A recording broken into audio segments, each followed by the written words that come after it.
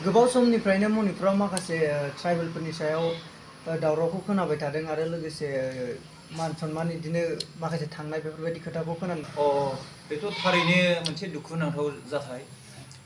गोबाव समनिफ्रायनो मणिपुराव मोननै जातिनि गेजेराव दाङाबाजि जागासिनो दं। मोनसे मेइटि जाति होनो आरो मोनसे कुकी। कुकीया जाबाय मणिपुरनिनो मोनसे थागिबि जनजाति आरो मेइटियाबो बेनिनो मोनसे इन्डिजिनास होननानै बुंदों। दा कुकीफ्रा मोनसे गावसिनि थाखाय सेपारेट एडमिनिस्ट्रेसन नागिरदों। बिनि सायाव दावराव दावसि जादों आरो 2 नम्बर खोथाया जाबाय मेइटि जातिफ्राबो एसटि स्टेटास मोननो लुबैयो। बिनि सायाव दाङाबाजि जादों। बे दाङाबाजि जाबोनाया एसे गोबावसै आरो बे मोननै बाथ्राखौ लानानै बिसोर मोननै जातिनि गेजेराव मोनसे दुंदुं हाव हाव बारहावाया सोमजिगासिनो दं आरो जातिगत मोनसे हंगरह कमिउनेल क्लेश एथनिक क्लेश बे जागासिनो दं।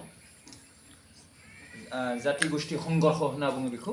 कमिउनेल क्लेश जालायदों। अर सावलायनाय जादों। गामि गामि अर सावनाय जादों।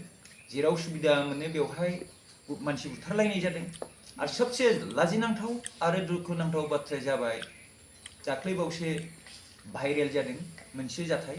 बेनि जाबाय सानै आइजोखौ मेइटि जातिनि माखासे बिग्रायारिफ्रा बा उदखारिफ्रा कुकी जनजाति सानै आइजोखौ जि जोम खुजोबनानै लंथं खालामनानै मोनसे पेरेड खालामदों एबा लामायाव दावबायदिंहोदों आरो बिदिनो दुब्लियाव लांनानै जिनाहारि खालामदों होननानैबो बाथ्राफोरा ओंखारदों। बे मोनसे लाजिनांथाव आरो दुखुनांथाव बाथ्रा। बे नुथाया सारा बिश्वआव गोसारबाय, सारा भारतआव गोसारबाय। सारा बिश्वनि मानसिया बेखौ सोंखारिदों, कन्डेम होदों। सारा भारतनि मानसिफ्रा बेखौ नुनानै सोंखारिदों आरो कन्डेम होदों आरो सारा आइजो माहारियानो बेखौ मोनसे लासिंसिं मोनदों, मोनसे दुखु मोनदों आरो बिग्रायथावना जादों। जायनि जाहोनाव दा जेसेबां जोंनि भारत हादरावनो जा बा मणिपुरावनो जा आइजो माहारिया बिनि सायाव दुखु फोरमायनायजों लोगोसे मोनसे माखासे बिग्रायनाय, माखासे हान्जा सुरनाय हाबाफारिबो जायगा जायगा सोलिगासिनो दं। दा बेनि अनगायै आरोबाव दाख्लैबावैसो जोंहा गुवाहाटियाव माखासे भाइरेल जाबावदों जोंनिनो बर' आइजोफोरनि जाहाथे बेफोरबायदि भाइरेल जानायनि सायाव सारा बेनि अनगा मा बुंनो सानो? दाख्लै गुवाहाटियाव जोंनि बर' सिख्लासा उन्दै उन्दै हिन्जावसाफोरनि सायाव माखासे बेबायदिनो गाज्रि खामानियाव देहा फालांगिनि सायाव माखासे भाइरेल जादों। नोंगौ बे थारैनो मोनसे दुखुनांथाव आरो लाजिनांथाव जोंनि बर' माहारिनि थाखाय। जोंनि बर' माहारियाव बेफोरबायदि गैफेरामोन। जियानो जादोला मानो दा जि जाबाय जाना थांखांनाय खोथाखौथ' जोङो दा बोखांफिननो हाला। दा आंनि साननाया बेनो दा गार्जेनफ्रा बा जोंनि समाजा बै गथ'फोरखौ दा काउन्सिलिंनि बेबस्था लानांगौ, बुजायनांगौ आरो मोजां लामायाव लाबोनांगौ। दा बिसोरखौ दा बांद्राय हेरेसमेन्ट होबाय थानांबो लाब गैया।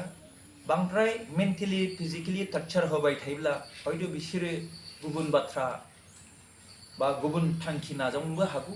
बेखायनो बेफोरबायदिखौ इसेबां खालामालासिनो दा बिसोरखौ काउन्सिलिंनि बेबस्था लानांगौ आरो इयुनाव जाहाथे गुबुन गुबुन देरफुनाय लाइमोनफ्रा बा हिन्जावसायानो जा सेंग्रासायानो जा बेफोरबायदि गाज्रि खामानियाव थांनो हाया। बिनि थाखाय जों गासै समाजा आरो गासै गार्जेनफ्रा, बिमा बिफाफ्रा बिनि सायाव सांग्रां जानानै थानायनि सम सफैबाय। थारैनो बे मोजां सोंलु। थारैनो दानि गार्जेनफ्रा 1 नम्बराव बिमा बिफा आरो गार्जेनफ्रा बिनि सायाव सांग्रां लानांगौ। उन्दै समनिफ्रायनो मोनसे बिसोरजों मोनसे फ्रेन्डशिप आरो मोनसे कन्ट्रलिं खालामना दोननो हानाय केपासिटिया गार्जेन आरो बिमा बिफानि सायाव थानांगौ आरो न'खरा थिग थानांगौ, फेमिलि मेम्बार्स गासैबो थिग जाजोबनांगौ, लोगोसे समाजा थिग थानांगौ आरो न'खर, गार्जेन, समाज आरो बे गासैबो जुदि थिग थाक थायोब्ला मोजाङै सामलायलाङोब्ला जोङो बेफोरबायदि भाइरेल जानाय बा बेफोरबायदि गाज्रि जाथाय जानायनिफ्राय जोङो थारैनो बासिनो हागोन होननानै आं आसा।